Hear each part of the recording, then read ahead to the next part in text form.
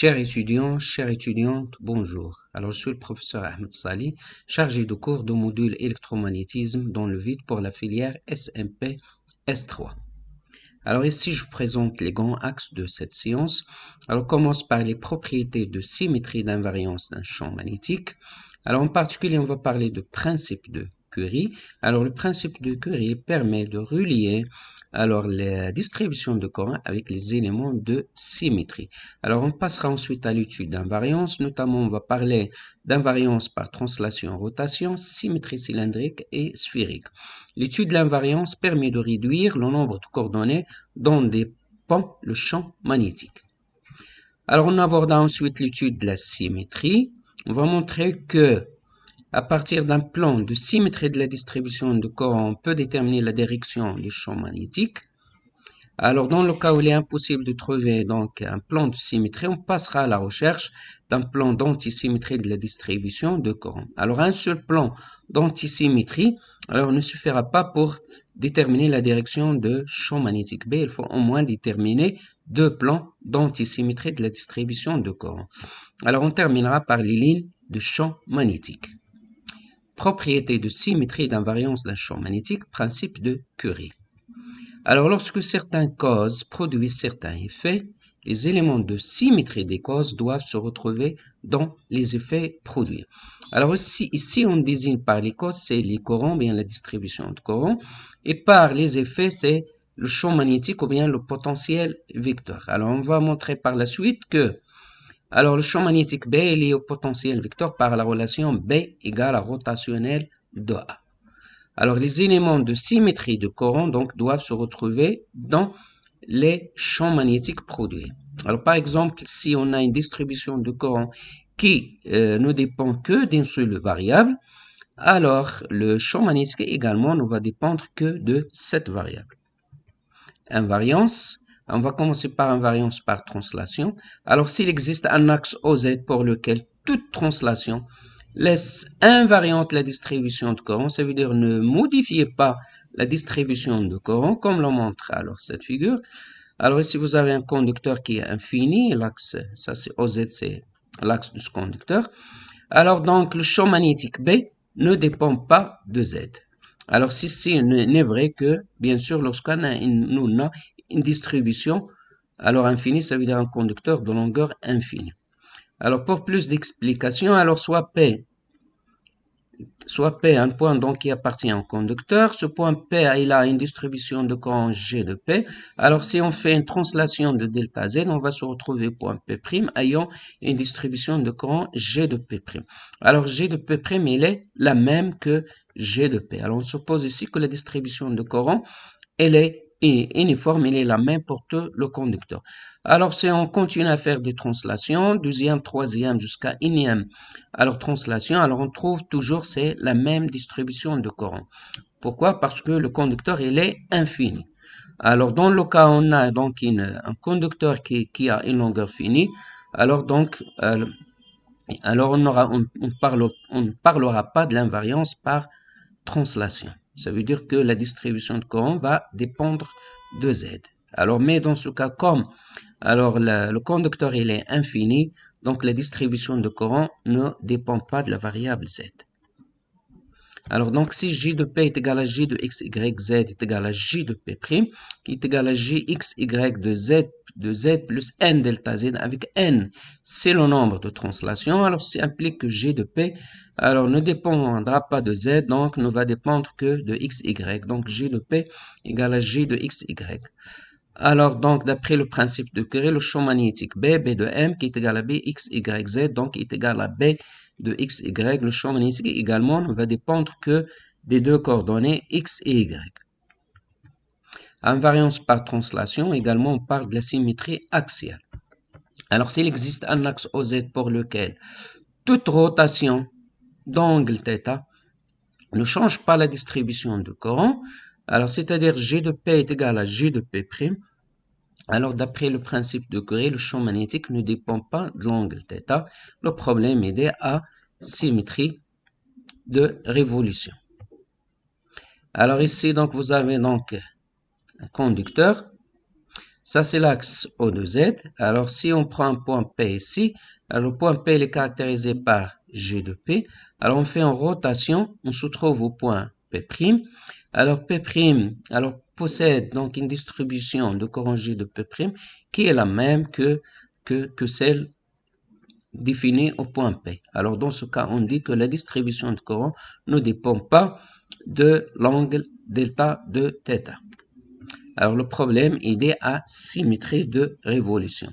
Alors, autrement dit, c'est le modèle de G de P qui est égal à G de R θ Z. Et si on se place aux coordonnées alors cylindriques, alors G de P ne dépend pas de θ, donc G de P est égal à G de R de Z. Et d'après le principe de Curie, le champ magnétique également ne va pas dépendre de θ et ne va dépendre que des deux variables R et Z. Alors, symétrie cylindrique. Alors, si on a à la fois donc une invariance par translation et invariance par rotation, c'est-à-dire que la distribution de courant ne dépend ni de Z ni de θ, alors le champ magnétique également ne va dépendre que de la variable R, donc ne dépend ni de θ ni de Z. Le problème est des asymétries cylindriques. Symétrie sphérique. Alors, si une distribution de courant est invariante pour toute rotation autour d'un point noté O, c'est-à-dire si on fait une rotation autour d'un point noté O, et si on se place sous coordonnées sphériques définies par les coordonnées R, θ et phi, alors la distribution de courant ne va dépendre ni de θ ni de phi. Par conséquent, le champ magnétique B de M alors ne va dépendre également que de la variable R. Le problème est des asymétries sphériques. Alors, plan de symétrie de la distribution de courant. Alors, dans le cas où on a un plan de symétrie, un plan d'antisymétrie, alors donc ces deux plans-là, ils permettent de réduire les composantes alors d'un champ magnétique P. Si par exemple on a un champ magnétique alors qui a trois composantes, donc alors par l'étude de l'un des deux plans, alors on peut montrer que le champ magnétique n'a qu'une seule composante. Alors donc qu'est-ce qu'un plan de symétrie? Alors, un plan P est appelé plan de symétrie de la distribution de courant si en deux points P et P', qui sont symétriques par rapport à ce plan P, on a G de P' égale à la symétrie de G de P. Alors, donc, soit P, alors un point qui appartient au conducteur, son symétrie c'est P' qui également appartient au conducteur. Alors, au point P, on a G de P. Alors, par rapport à ce plan, on a la symétrie de G de P, c'est G de P'. Donc, G de P' égale à la symétrie de G de P. Alors, donc, si G de P' égale à la symétrie de G de P, alors on parlera donc d'un plan de symétrie. Alors, donc, si on a M et M' qui sont deux points qui appartiennent à l'espace et qui sont symétriques par rapport au plan P, alors le champ magnétique, il est antisymétrique. Ça veut dire que B de M' égale à moins la symétrie de B de M. Alors ici, c'est au point M. Alors donc, la distribution de courant D de S utile point P crée un champ ici D de BM. Alors au point P', on a D de L' qui est symétrique par rapport à D de L. Il crée un champ magnétique D de B de M. Alors donc ici, vous avez D de BM. Alors la symétrie, elle est dans ce sens. Et par conséquent, donc moins la symétrie, il est égal à D de BM'. Et également, on a le potentiel vecteur AM' égal à la symétrie de A de M. Donc, si on a un plan de symétrie de la distribution de courant, alors le champ magnétique, il est antisymétrique et le potentiel vecteur, il est symétrique. Alors, c'est en plus, le point M, il appartient au plan de symétrie, c'est-à-dire c'est M et M', ils sont confondus, ils sont situés sur le plan P. Alors, comme le montre cette figure-là, alors le champ magnétique en ce point M qui appartient au plan, elle est perpendiculaire à ce plan-là.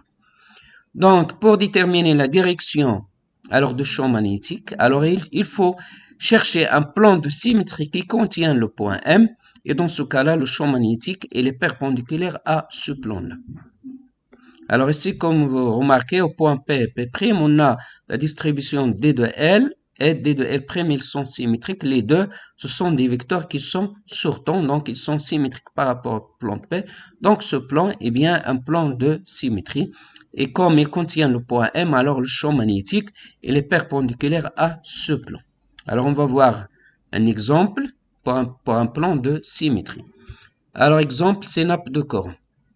Alors donc une nappe de courant, donc c'est un plan infini qui est constitué par des fils infinis qui sont parallèles.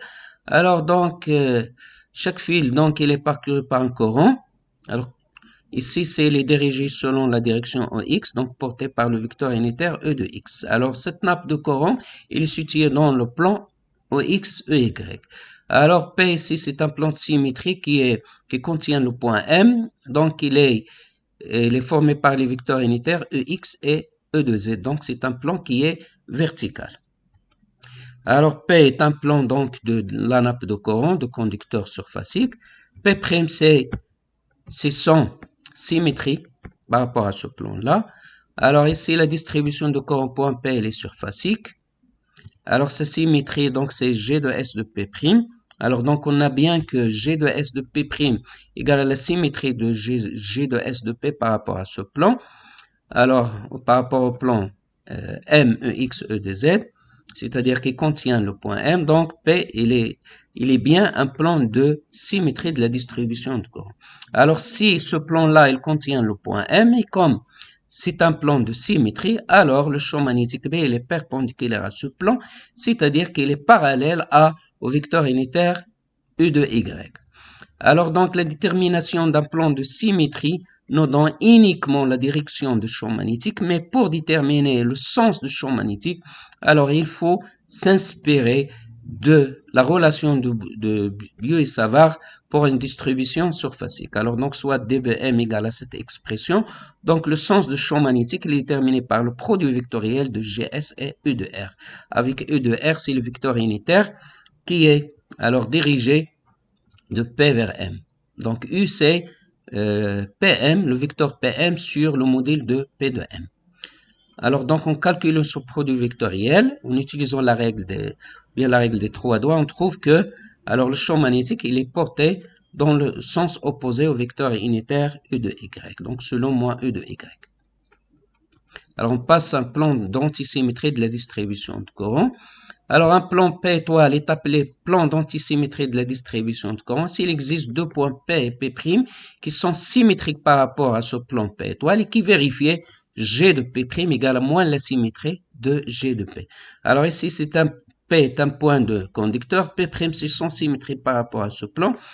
Alors G de P, donc c'est la distribution de courant point P. Alors si je cherche la symétrie de G de P, donc il est dans ce sens-là. Alors moins la symétrie, elle est vers le bas.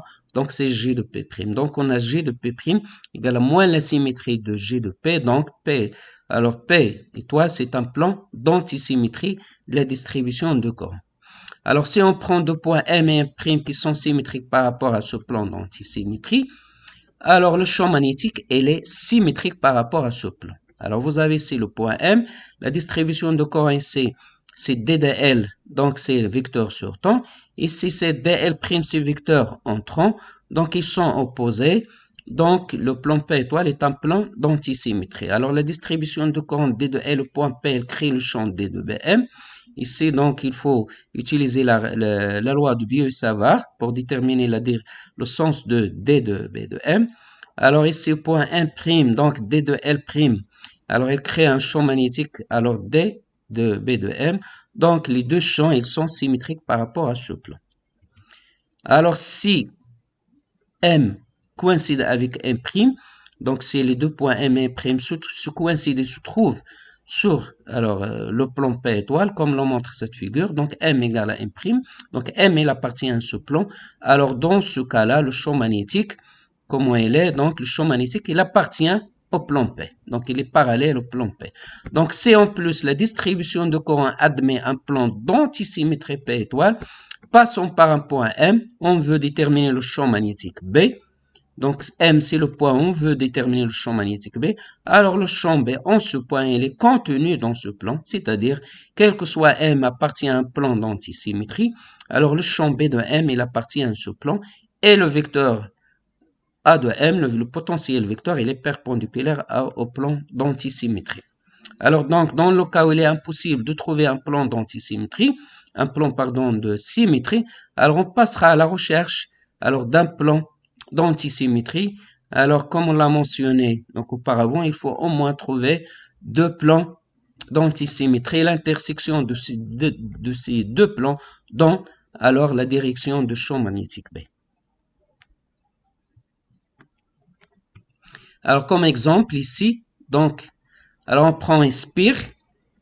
Alors un spire circulaire ici qui est contenu dans le plan, alors ER, Eθ, l'axe de la spire c'est l'axe E de Z. Alors cette spire, donc il est circulaire parcouru par un courant I. Donc si, alors donc au point P, je prends au point P ici, il est caractérisé par, alors donc le vecteur courant, c'est E de L. Alors au point P', donc ici c'est la symétrie. Donc c'est ED de L de P. Alors donc ici ED de L de P' est égal à moins la symétrie de E de L par rapport au point P étoile. Donc, alors ce plan-là, le plan formé par Eθ, E de Z est un plan donc d'antisymétrie. Alors le plan P étoile qui est égal à M Eθ Ez, contenant M est un plan d'antisymétrie de la distribution de courant. Pourquoi? Parce qu'il vérifiait alors ED de L' égale à moins la symétrie de ED de L. Alors le champ magnétique B, par conséquent, il appartient à ce plan. Donc B, il est parallèle à P étoile. Alors également, on a le plan ER, E de Z, il contient le point M également, c'est un plan d'antisymétrie. Alors, si on fait l'intersection de ces deux plans, alors on trouve que le champ magnétique B, il est porté par l'axe OZ, l'axe de la spire. Alors, ligne de champ. Alors, une ligne de champ est une courbe C dans l'espace tel que chacun de ces points, le vecteur champ est soit tangent. Une ligne de champ est orientée conventionnellement dans le sens du champ magnétique B. Alors, ça, c'est donc une ligne de champ, il est alors décrite par la courbe C. Alors, si on prend le point M ici, on a le champ magnétique B de M. Il est tangent, il est collinéaire à D de L avec D de S, c'est un élément de longueur de la courbe C. Alors, également, un M'. Alors, on a le champ magnétique B M', il est tangent à dl', ça veut dire il est tangent à la ligne de champ à la courbe C. Donc, alors pour déterminer donc les équations en ligne de champ, alors il faut résoudre l'équation Bm produit vectoriel dl qui est égal à 0 avec dl c'est déplacement élémentaire qui est égal à mn. Donc pour déterminer la forme des lignes de champ, il faut résoudre cette équation Bm produit vectoriel dl égale à 0. Alors en coordonnées cartésiennes, on a dl égale à dxi plus dyj plus, alors pardon, donc qui est égal à dl c'est dxi plus dyj plus dzk, et b c'est bxi plus byj plus bzk, en faisant ce produit vectoriel. Alors on obtient dx sur bx est égal à dy sur by égal à dz sur bz. Donc en résolvant alors cette équation, on obtient la forme des lignes de champ. Également en coordonnées sphériques, on a dl égale à drER plus r dθ Eθ plus r sin θ d phi E de phi. Et l'équation est ligne du champ, il devient dr sur br est égal à r dθ sur bθ, r sin θ d phi sur b de phi, avec br, bθ et b de phi sont alors les composantes du vecteur champ magnétique en coordonnées sphériques. Alors, exemple ici de ligne de champ. C'est une sphère circulaire. Alors, ça, c'est le sens de courant. Alors, les lignes de champ, ils sont fermées, ils sont circulaires ici. Alors, ici, c'est exemple de solénoïde. Alors, ici, vous avez donc solénoïde, donc à partir de courant, de sens de courant, qui est représenté ici sur la solénoïde. On détermine le sens du champ magnétique. Alors, donc, en utilisant donc la règle de la main droite, donc les lignes de champ, ils sont orientées, ou bien ils entrent par la face sud et sortent par la face nord. À l'intérieur solénoïde, le champ magnétique il est dirigé de la face sud vers la face nord. Alors c'est pareil à un aimant magnétique. Alors ici, donc, c'est les lignes de champ pour un fil magnétique. Alors, les lignes de champ, elles sont circulaires et centrées sur l'axe de fil. Alors ici, donc, c'est les lignes de champ terrestres. Alors, donc, la Terre, ça ressemble à un aimant. Il a un pôle nord et un pôle sud. Alors, donc, les lignes de champ, donc, ils sortent alors de pôle nord et entrent par le pôle sud. Ici, le pôle nord, alors, le pôle sud magnétique, il est proche du pôle nord géographique et le pôle nord magnétique, il est proche du pôle sud géographique. Alors, et merci pour votre attention.